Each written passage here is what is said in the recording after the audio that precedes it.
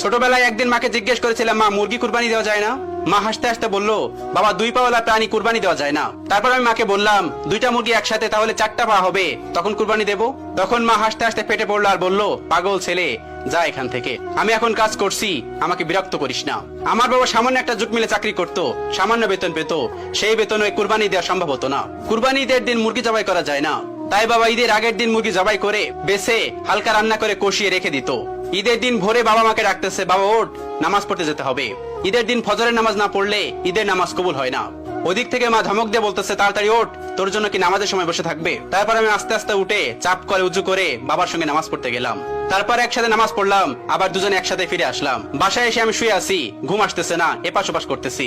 ওপাশে বাবা নফল নামাজ পড়তেছে। নামাজ শেষ হওয়ার পর মোনাজাতে কান্না করে কি যেন বলতেছে। আমি দেয়ালে কান লাগিয়ে শুনলাম, বাবা বলতেছে, হে আল্লাহ, তুমি আমাকে কুরবানি দেওয়ার সামর্থ্য দাওনি। আশেপাশে সবাই কুরবানি দেয়, কুরবানি গরু নিয়ে সবাই কত আনন্দ করে, কত ফুর্তি করে, কিন্তু আমি কুরবানি দিতে পারি না। আমার সন্তান না জানি কতটা কষ্ট পায়। আমাকে না হয় কুরবানির সামর্থ্য দাওনি, কিন্তু আমার সন্তান যখন বড় হবে তাকে অনেক বড় করে এবং কুরবানি দেওয়ার সামর্থ্য দিও। বাবার এই কথা শুনে সেদিন আমিও কেঁদেছিলাম। মনে মনে ভেবেছিলাম, আমি যখন বড় হব তখন আমি অনেক বড় একটা গরু কুরবানি দেব, আর বাবা সেটা দেখে অনেক খুশি হবে।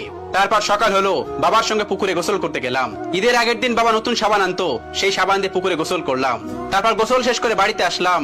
পুরনো পাঞ্জাবিটা পরে ঈদের নামাজ পড়ার জন্য ঈদের মাঠে গেলাম। আগেই বলে নেই, ওই সময় আমাদের 2 ঈদে নতুন কাপড় কেনার সামর্থ্য ছিল না। এক ঈদে কিনে দিত, সেটা দিয়ে 2 ঈদ পার করতে হতো। তারপর নামাজ শেষ করে বাবাকে নিয়ে গেলাম মাঠের দক্ষিণ পাশে মেলা বসতো, সেখানে অনেক খেলনা বসতো। সেদিন আমি একটা গাড়ি কেনার জন্য অনেক কান্না করেছিলাম, কিন্তু বাবা কিনে দেয়নি। আমাকে একটা বন্দুক কিনে দিয়েছিল, আমি বাড়িতে এসেও কান্না করেছিলাম। মা তখন বলতেছে, কি চেয়েছিল ছেলেটা, কিনে দাওনি কেন? বাবা তখন ওপাশ থেকে বলতেছে, আমি কি করে কিনে দিব, ও যে খেলনাটা চেয়েছিল সেটার দাম 400 টাকা, আর আমার কাছে ছিল মাত্র 300 টাকা, আমি কিভাবে কিনে দিব? সেদিন আমি বুঝতে পেরেছিলাম আসলে বাবার সামর্থ্য নেই, তাই বাবা কিনে দিতে পারিনি। তারপর কান্না বন্ধ করে দিলাম। কিছুক্ষণ পর মা এসে আমার ডেকে নিয়ে গেল। মা সেমাই খেতে দিল, আমি সেমাই খেলাম। ঈদের দিন আমাদের তেমন কোনো কাজ ছিল না, কারণ আমরা কুরবানি দিতাম না, আর বন্ধুরা তাদের সবাই কুরবানি গরু নিয়ে ব্যস্ত থাকতো, তাই আমিও আর বাড়ি থেকে বের হতাম না। আর বাবা মায়ের রান্নার কাজে সাহায্য করতো। মা সেদিন মুরগির মাংস আর চালের রুটি বানিয়েছিল, আর সেই সময় কষা মাংসের মুরগি দিয়ে রুটি খাওয়ার যে কি স্বাদ শুধুমাত্র আমরাই জানি, এই যুগের কেউ জানবে না। তারপর আমরা দুপুরে 3 জন একসঙ্গে বসে রুটি আর মুরগির মাংস খেলাম। ওই সময় আমরা কুরবানির ঈদে মুরগির মাংস খেতাম, কারণ আমাদের কুরবানি দেওয়ার সামর্থ্য হতো না। ওই মুরগির মাংস আর রুটির যে কি স্বাদ তা বলে বোঝানো যাবে না। বাবা মা আমাকে ছেড়ে গেছে অনেক দিন আগে, আজ আমার অনেক টাকা। আল্লাহ তাআলা আমাকে কুরবানি দেওয়ার সামর্থ্য দিয়েছে। এই ঈদেও আমি 2টা গরু কিনেছি। আমি যত ব্যস্ত থাকি না কেন, এই ঈদের মধ্যে আমি গ্রামে চলে যাই। আমি বাবার সঙ্গে ফজরে যে মসজিদে নামাজ পড়তে যেতাম, আমি বাড়ি যেয়ে সেই মসজিদে নামাজ পড়তে যাই। বাবার সঙ্গে যে মাঠে নামাজ পড়তাম, সেই মাঠে আমি ঈদে নামাজ পড়ি। নামাজ শেষ করে এসে কুরবানি দেওয়ার পালা, কিন্তু কুরবানি দেওয়ার জায়গায় আমি গেলাম না। ম্যানেজার এসে ডাকতেছে, স্যার চলুন, সবকিছু তো রেডি। আমি বললাম, আমি যাব না, তোমরাই দাও। লোকটা অবাক হলো এবং আমার দিকে তাকিয়ে রইলো। সে হয়তো মনে মনে ভাবছে লোকটা কুরবানি দেয়, কিন্তু কুরবানির সামনে যায় না।